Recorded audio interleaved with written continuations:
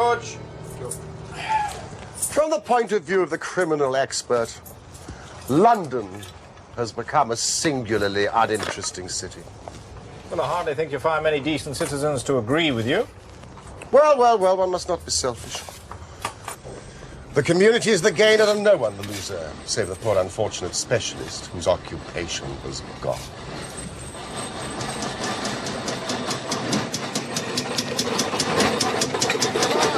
Months haven't been totally uneventful, surely. As the case of the papers of ex-President Murillo. And the shocking affair of the Dutch steamship Friesland, which very nearly cost us both our lives. Both of them great success. I'm sorry, Mr. Holmes is not at home. If I fail to see him now, it will be too late. But I'm sorry, I cannot help But you. it is a matter of the utmost urgency. I have already told you, young man, Mr. Holmes! Well, I must see you. I told the young man you weren't here, but he wouldn't listen. Well, I'm sorry, but I'm nearly out of my mind. I am the unhappy John Hector MacFarlane.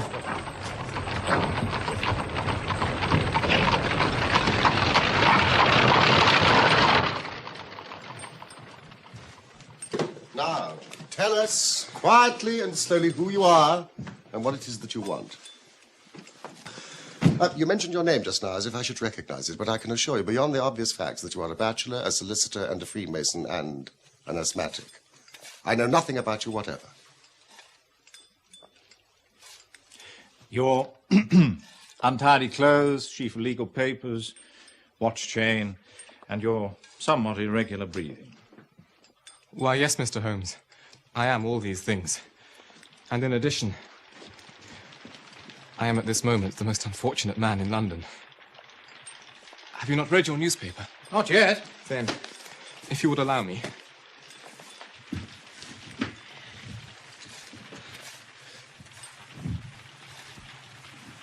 At about 12 o'clock last night, an incident occurred at Lower Norwood which points, it is feared, to a serious crime. A small timber yard caught fire at the back of a house belonging to Mr. Jonas Oldacre, a builder. Surprise was expressed at Mr. Oldacre's absence, and it became apparent that he had disappeared. An examination of his room revealed a safe which was open, signs of a murderous struggle, and a heavy walking stick with stains of blood upon the handle. All I ask is that you don't abandon me. A man has followed me from London Bridge Station. If they arrest me before I finish my story, make them give me time, so that I may tell you the whole truth. I could go to jail happy if I knew that you were outside working for me. Arrest you? This is really most gratifying. On what charge do you expect to be arrested? Upon the charge of murdering Mr. Jonas Oldacre of Lower Norwood. Dear me.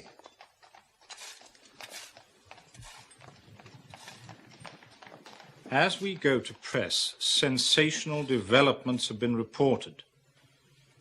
Charred remains have been found among the ashes of the fire, and the police theory is that the victim was clubbed to death and the body ignited. It is known that Mr. Oldacre received a visitor last night, and the stick has been identified as belonging to that person, a young London solicitor by the name of John Hector MacFarlane.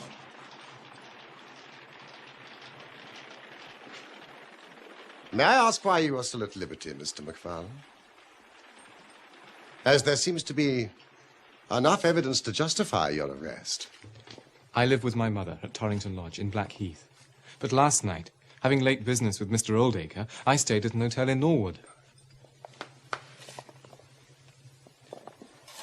Mr. Holmes, I knew nothing of this affair until I was on the train to my office this morning and read what you have just heard.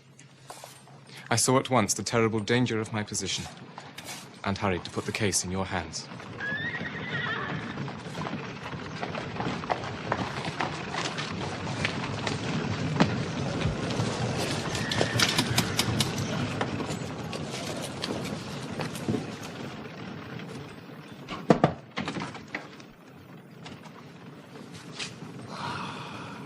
Inspector Lestrade, we have been expecting you. Mr. Holmes, Dr. Watson, Mr. John Hector MacFarlane. Yes. I arrest you for the willful murder of Mr. Jonas Oldacre of Lower Norwood. Oh, no, but just one moment, Lestrade. Half an hour more or less can make little difference to you, and this young gentleman was about to give us an account of this very interesting affair, which might aid us in clearing it up. Well, there'll be no difficulty in clearing it up. Thank you, Mr. Holmes. Nevertheless, I mean, with your permission, I would be much interested in hearing his account. Well, Mr. Holmes, there's no denying that you have been of use to the force once or twice in the past. But I must insist... All I ask is that you should hear and recognize the absolute truth. I'll give you half an hour. Sit down, MacFarlane.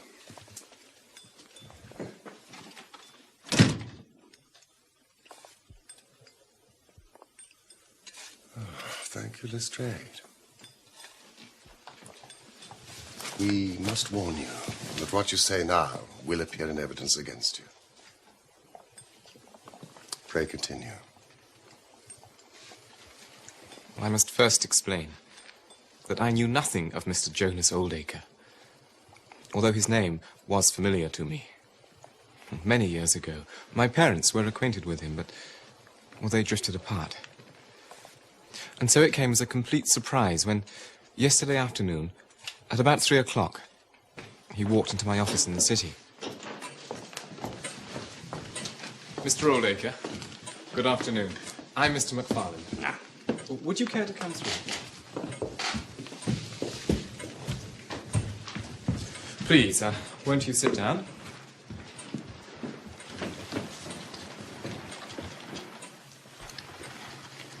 How can I help you?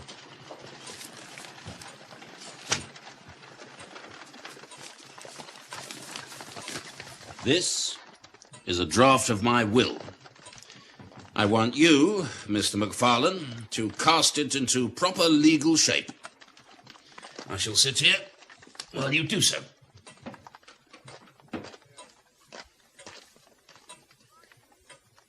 You can understand my astonishment, Mr. Holmes, when I found that, with some minor reservations, his entire estate had been left to me. But I simply don't understand. Well, then, let me explain. I'm a bachelor, Mr. MacFarlane, with few relatives, and none who deserve my consideration. Well, that may well be so, Let me finish. I beg your pardon. For many years now, I have withdrawn from my business. I was a builder, and though I say it myself, an extremely successful one. Successful enough to have gained considerable wealth and thus live out my life in complete, if solitary, comfort.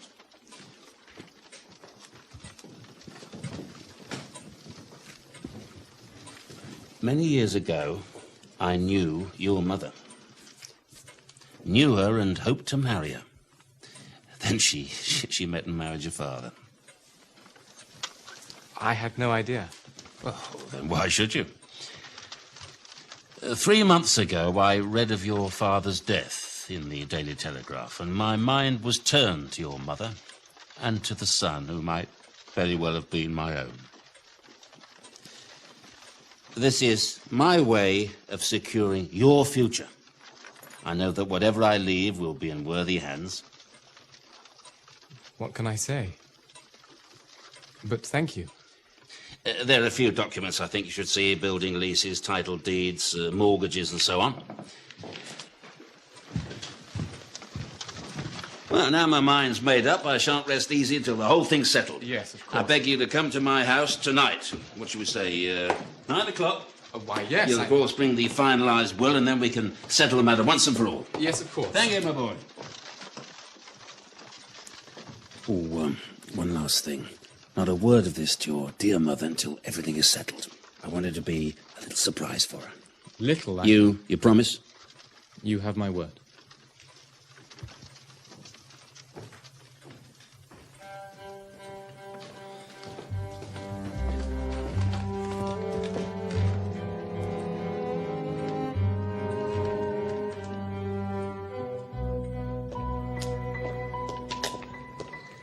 I left in good time for my appointment, but had difficulty in finding the house, so that it was nearly past before I reached it. Good evening.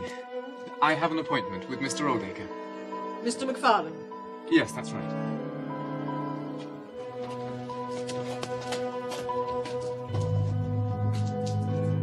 It was not the warmest of receptions, and the house itself had a peculiar, unloved feeling.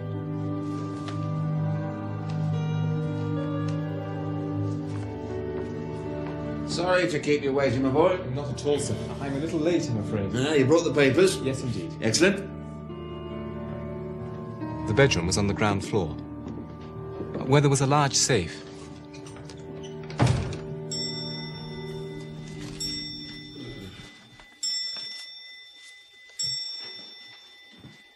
Bring the rest of those papers, my boy.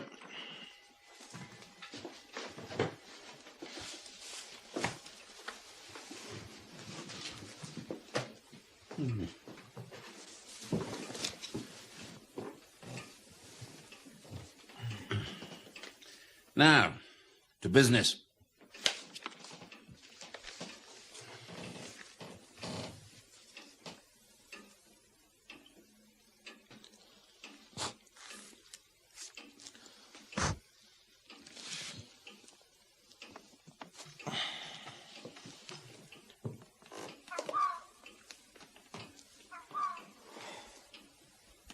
All done? Yes, sir. All done. Just seen the time, my boy. You must get home. Oh, thank you. I had a stick with me. I wonder where she put it. Rather a heavy walking stick. It belonged to my father. Never mind. I'll take good care of it until we meet again. After all, I shall be seeing a great deal of you now, I hope. Indeed you shall, sir. I left him there. The safe was open, and the documents were on his desk. It was too late to go back to Blackheath, and so I spent the night at an hotel in Norwood.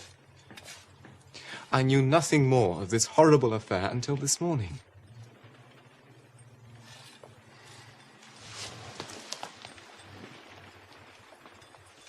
Do you have the original draft of the will that Oldacre brought you? Why, yes, I have it here.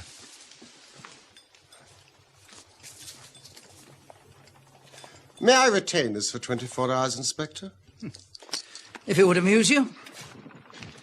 Well, anything more you'd like to ask, Mr. Holmes? Not until I've been to Blackheath. You mean Norwood? No doubt that is what I must have meant. Now, Mr. MacFarlane, my constable's at the door. There's a four-wheeler waiting.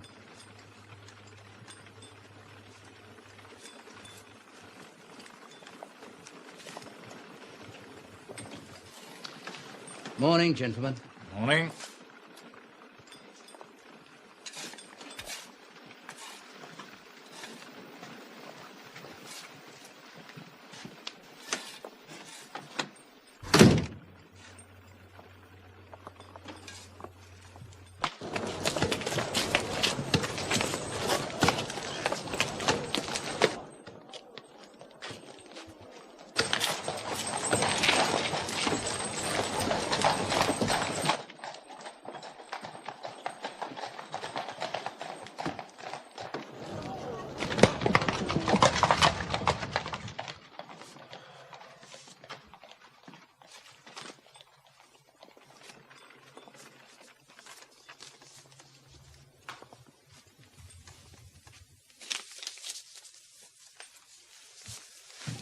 There are certain points about this document, are there not, Watson?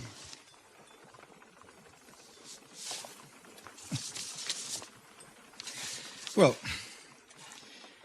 I can read the first two lines, and these in the middle of the second page, and one or two at the end. I mean, they're as clear as print, but the writing in between is very bad, and there are several places where I can't read it at all. What do you make of that?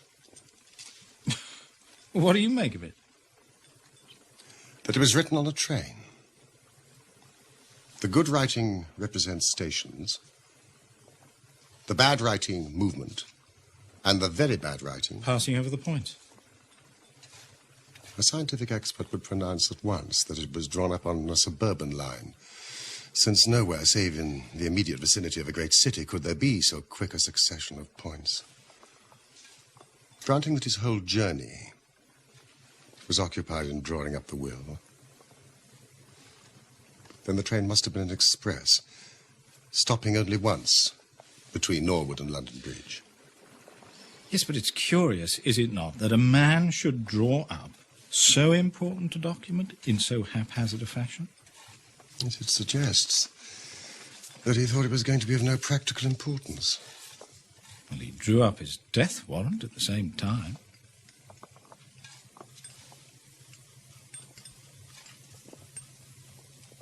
This case is not clear to me.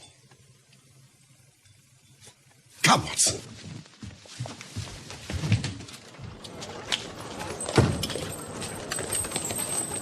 Where are we going, Norwood? No! Blackheath! Come!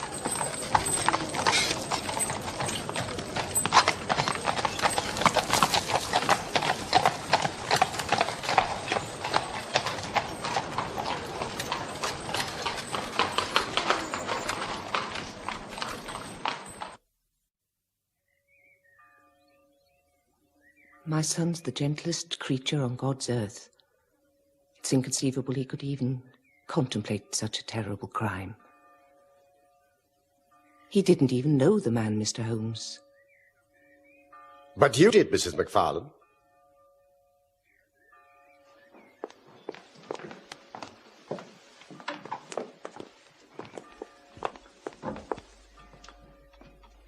Years ago, I'd forgotten that he ever existed.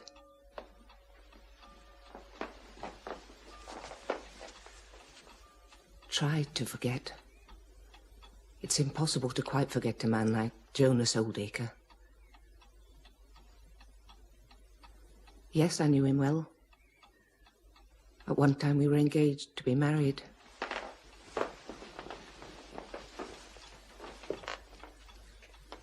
Thank heaven I had the sense to turn away from him and marry a better, if poorer man.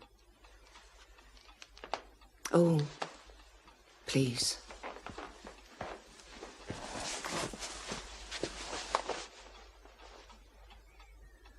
Your husband died recently?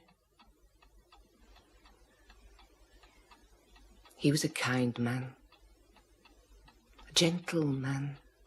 He was everything Jonas Oldacre was not. And yet at one time you were prepared to marry him. I said that I knew him well. But the more I knew of him, the more I came to realize I knew him not at all. He would change, suddenly. What I saw frightened me. There was a dark side to his character, Mr. Holmes. A desire to cause pain.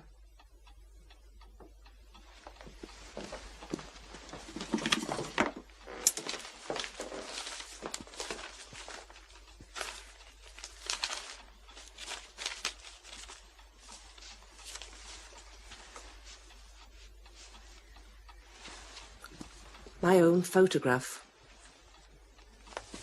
It was my first present to him. Good heavens. That was how it was returned to me on my wedding day.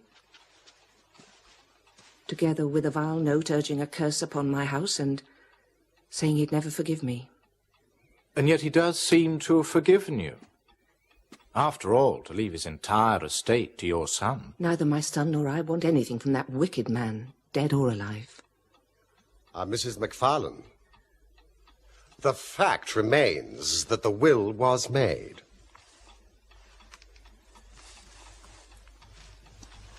I simply can't understand it. Why? Have you ever spoken of Oldacre to your son? I mean, perhaps told him what you've just told me now? No, never. Never?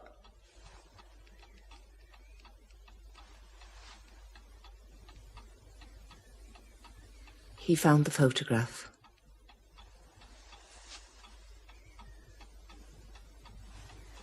My husband tried to make light of it, but he insisted. My husband told him something of the truth. That's all. And the boy was disturbed? He was upset, naturally. You see, Mrs. MacFarlane, what the police might say is that if he had heard of Oldacre's behavior toward you, it would predispose him toward hatred and violence. And so their case against him would be considerably strengthened. No. There is a God in heaven, Mr. Holmes. And that same God who's punished that wicked man will show in his own good time. My son's hands are guiltless of his blood.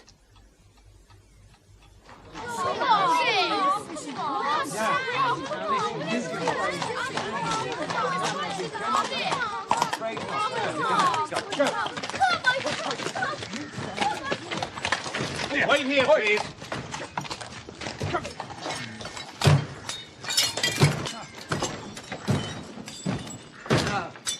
Mr. Holmes, Dr. Watson, we're just clearing up.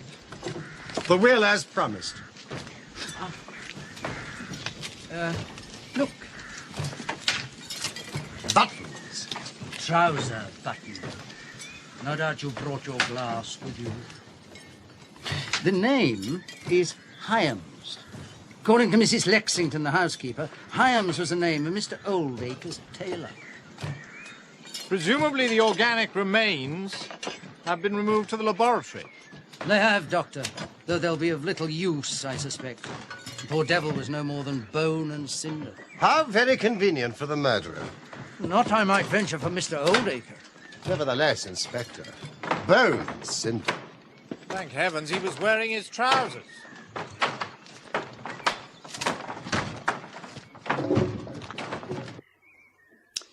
The stick belongs to the accused. He's never denied it. He says that he could not find it when he came to leave the house. Says, Mr. Holmes, says.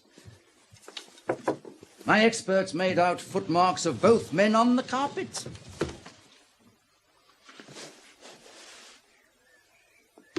And too much subsequent traffic to make any examination on my part worthwhile. 2 sets of footmarks, Mr. Holmes.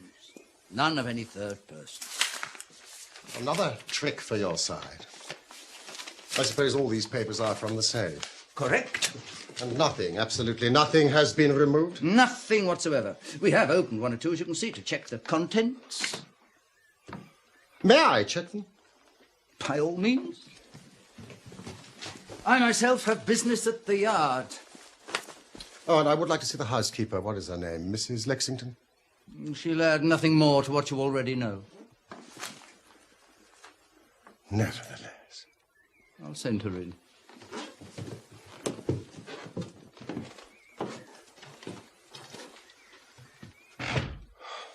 Could it be that for once Lestrade is on the right track?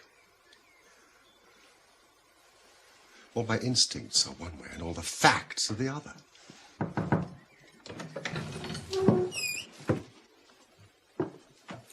You wish to see me, sir? Yes, Mrs. Lexington. This is my friend and colleague, Dr. Watson. Do sit down. I'll stand, if I may. This room has no comfort for me.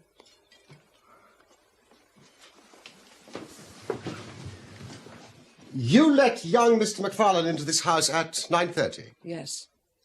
And I wish that my hand had withered before I'd done so. And you retired to bed at? 20 minutes past 11. 20 past 11. And you heard nothing? My room is at the far end of the house. I heard nothing until the fire alarm sounded. And it was then, only then, that I realized my poor master had been murdered. Mrs. Lexington, to your knowledge, did your master have any enemies? Every man has his enemies. And a businessman like Mr. Oldacre, more than most, perhaps? He was a well-respected gentleman who kept himself very much to himself. Do you know anything about these papers? I know nothing of Mr. Oldacre's private affairs. The buttons that the police found in the fire. My master had 3 suits made by Mr. Hyams. 2 are still in that wardrobe there, and the 3rd he was wearing that night. Thank you, Mrs. Lexington. You have been most cooperative.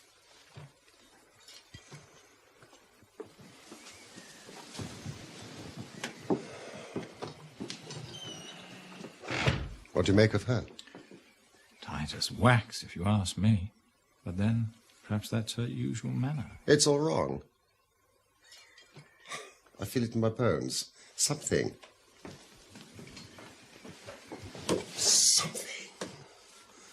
has not come out. And that woman knows it. Holmes, would you like me to have a look at these papers? Well, a man's bank account can tell us as much as his diary. Correct. Thank you, Watson.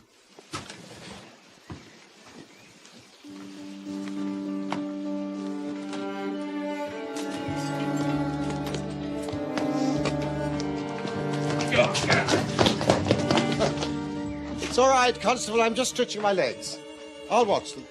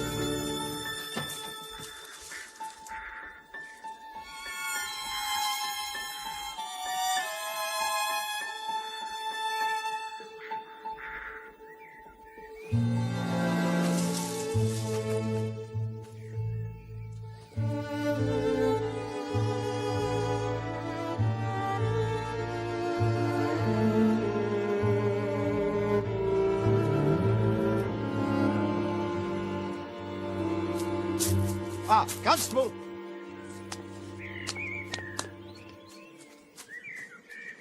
Are you a local man? Born and bred, sir. Not half a mile from here. Excellent. And perhaps you can offer me some local knowledge. I'll do my best, sir. I'll most certainly do my best.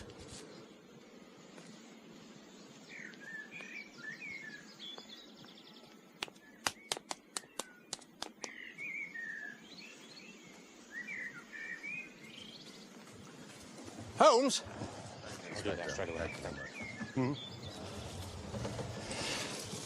Lestrade did say that no documents had been removed. Yes. That's what I thought. You found something? No, it's what I haven't found that interests me. There are certain cross-references to various deeds, valuable deeds, none of which I can find. But one thing is clear. Oldacre was hardly in the affluent circumstances we have been led to believe. His bank account was practically empty, largely because he had made several large payments in the past year to a certain Mr. Cornelius. Young MacFarlane would have inherited nothing. This is of interest. Why should a retired builder have such large transactions with a Mr. Cornelius?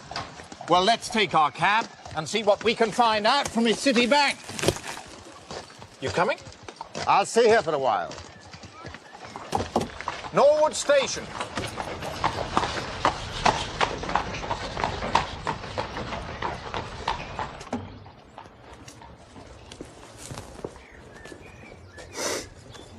So you're not going back to London with your friend, then? No. Not yet, anyway. I do hope my presence doesn't inconvenience you. Oh, by the way, I should warn you, I found an undesirable lurking about by the gates. I saw him off... Undesirable? A tramp, Mrs. Lexington, a gentleman of the road. They'll get nothing here. Ah. You don't believe in supporting our less fortunate brethren? I work, so can they. Quite so.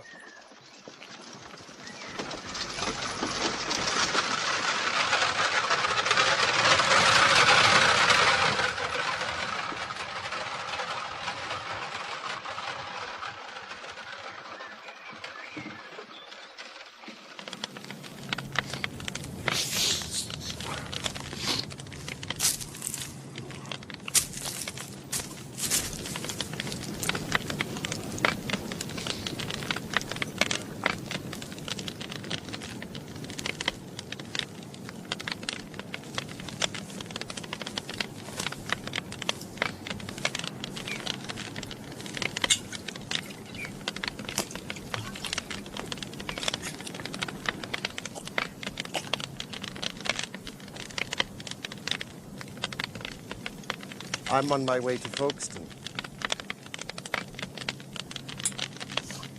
I've done enough walking, I have. Half hour's a place and I stays put. I used to meet a friend of mine here. Oh, you might know him. He's a seafaring man. Aye. I know him. Shared my billet for the last 4 nights, he does. And off he goes. Without even a word. You take my tip.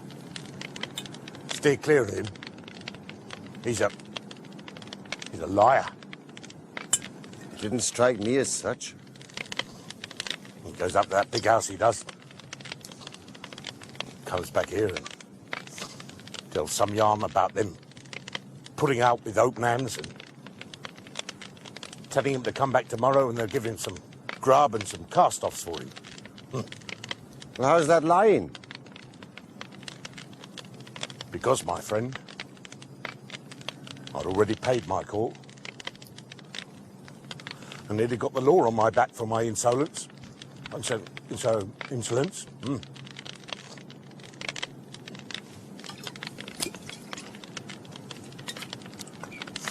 Perhaps he told him a pleasing tale. Are you saying that a drunken sailor has more to offer than the sergeant in the 22nd? Oh, no. No. He's a liar. He says, whatever I get, he says, I'll share with you, shipmate, he says. Off he goes. Not a sight of him since.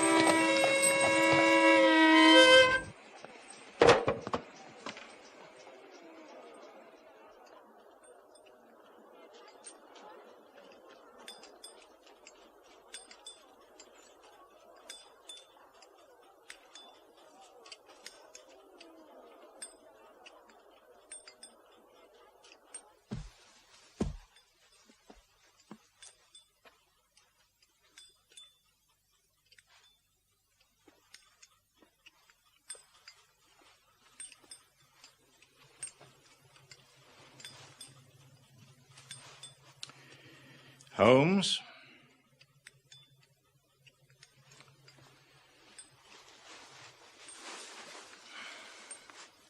You must permit yourself some food. You must eat. At present, I cannot afford energy and nerve force for digestion. Well, you must if you intend to pursue this case. I fear, my dear fellow, that our case will end ingloriously by Lestrade hanging our client. Which will certainly be a triumph for Scotland Yard. There's a telegram.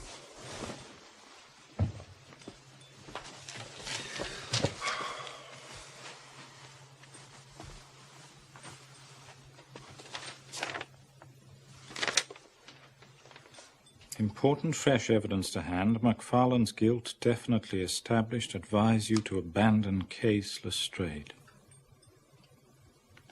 It is Lestrade's little cockadoodle of victory.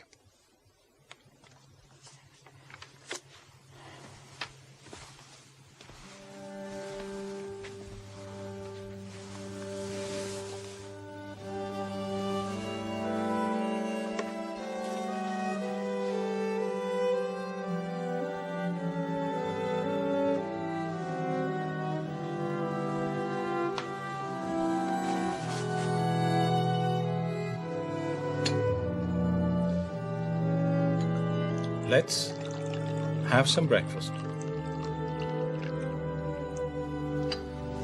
And then go out together and see what we can do.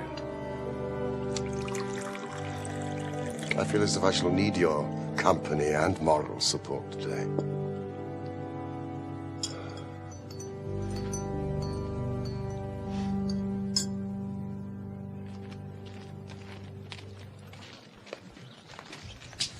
Mr. Holmes, Dr. Watson, I think you will acknowledge that we're just a little in front of you this time. Step this way, if you please, gentlemen, and I'm sure I can convince you that it was John MacFarlane who committed this crime. I don't like being wrong any more than the rest of us do. Still, a man can't always expect to have it his own way. Can he, Dr. Watson?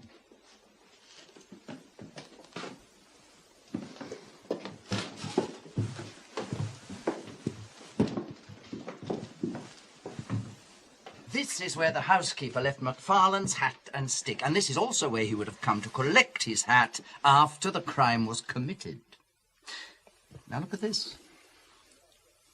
A thumb mark. So I observe. A thumb mark in blood.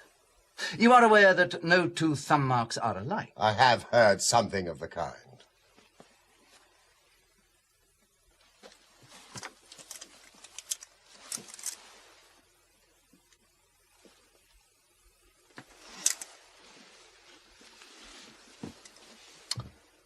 Identical. And that was taken from MacFarlane this morning. Definitely the same thumb mark. And that is final. Quite final.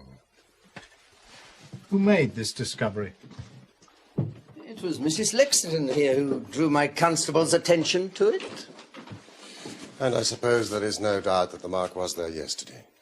Well, of course, MacFarlane could have crept out of jail in the middle of the night just to strengthen the evidence against himself. Have you any objection if I take a stroll upstairs? No, none at all.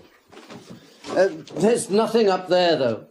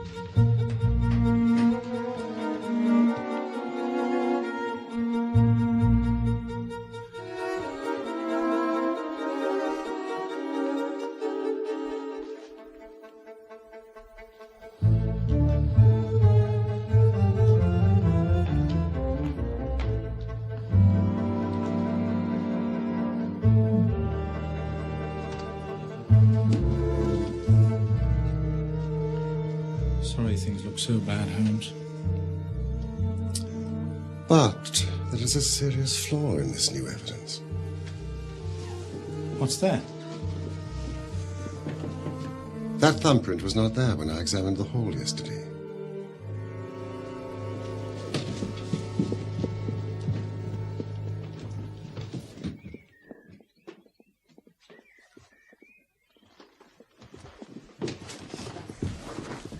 Inspector Lestrade, I cannot help thinking your evidence is incomplete. What do you mean, Mr. Holmes? Only that there is an important witness that you have not yet seen. You can produce this witness, can you? I think I can. Well, then do so. I'll do my best. How many constables have you? 3 within call. Excellent. I assume that they are able-bodied, large men with powerful voices. No doubt that they are, yeah. In the outhouse, there is a quantity of straw. I would like 2 bundles brought in. Straw? And 2 buckets of water. Water? Ask them to bring it to the top landing, will you?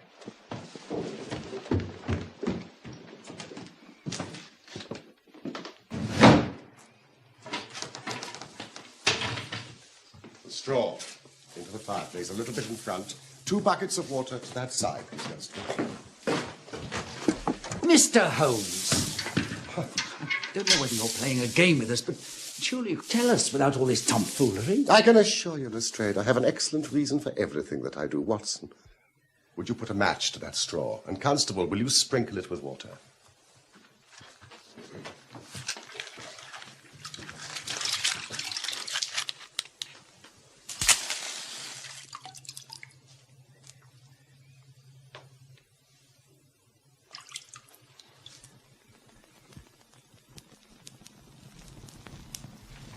Now, we must see if we can find this witness for you, Lestrade. Gentlemen.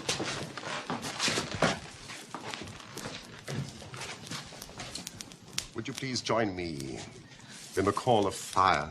1, 2, 3. Fire! Fire! We can do better than that. Full voice and together.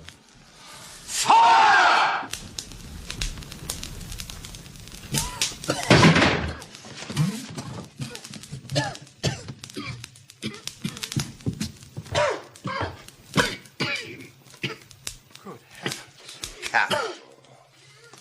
Constable, a bucket of water on that straw. Lestrade, allow me to present you with your missing principal witness, Mr. Jonas Oldacre. What's this, then? What have you been doing all this time? I've done no harm. No harm? You've only done your best to get an innocent man hanged. Listen, if it wasn't for this gentleman standing here, I'm not sure you wouldn't have succeeded. Take him. Let us see where this rat has been lurking.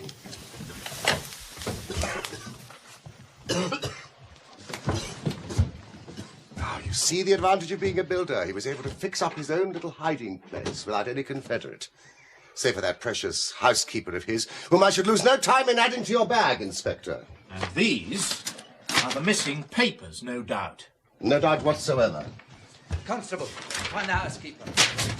How did you know about that place, Mr. Holmes? When I compared the proportions of this room with those of the room below, I deduced that this fireplace wall was false.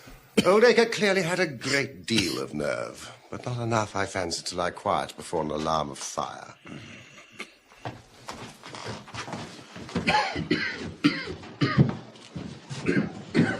How in the world did you know that he was in the house at all? The thumb mark, Lestrade. When I examined the hall yesterday, it was clear. Therefore, it must have been put there during the night. But how? After MacFarlane had examined the papers that night, he resealed them. To do so, he used his thumb upon the wax. Brooding in that den of his, it suddenly struck Oldacre what use he could make of that thumbprint. Smearing the wax with a little blood, he made what appeared to be absolutely damning evidence against MacFarlane. But what was the object of his deception? Ah, well, you see, Inspector, in order to swindle his creditors who were pressing him, Oldacre emptied his bank account by paying out several large sums to a certain Mr. Cornelius. Now, I have no doubt that Messrs. Oldacre and Cornelius are one and the same person, the object being to change his name, draw on the money, and then vanish. We see before us a very deep, malicious and vindictive man. Did you know that he was once refused by MacFarlane's mother? All his life he has longed for vengeance. If he could give the impression that he was murdered by the only child of his former sweetheart, what more bitter revenge? I would never have allowed any real harm to befall poor Mr. MacFarlane, I assure you. That's for the jury to decide. You're charging me? For a joke? It's nothing more than a practical joke. It was nothing less than murder. The body in the fire. But whose body was it? An old sailor, Lestrade, who had fallen upon hard times. When I examined the ashes of that fire, I discovered that your experts had missed this. It is a tooth of the great white shark. And you see that it has been lightly carved. It is typical of the work carried out by seamen. Well, this isn't evidence enough to show who died in the fire. I know for certain that on Monday, the day before the murder, a tramp called at this house. Yet when I questioned the housekeeper, she assured me that no such tramp would ever be welcome. Not only was his reception welcoming, but the man received some of Oldacre's clothing. Yesterday, near the front gate, I found the calling card that he left, a coded sign advising his fellow travellers of a charitable welcome. And last night, with the help of your local constable, I talked to one of these fellow travellers, who said that the unfortunate seaman had been asked to call back the following day with the assurance of further hospitality. And so, the next morning, wearing his new clothes, or at least his new trousers, he returned and was never seen again. You've saved an innocent man's life, Mr. Holmes. You've also saved me some embarrassment. Ah, my good chap. You will find that your reputation has been enormously enhanced. Just make a few alterations to that report which you are writing, and they will understand how hard it is to throw dust in the eyes of Inspector Lestrade. You don't want your name to appear? Not at all. His work is its own reward. See you hanged for this. That privilege must surely be mine.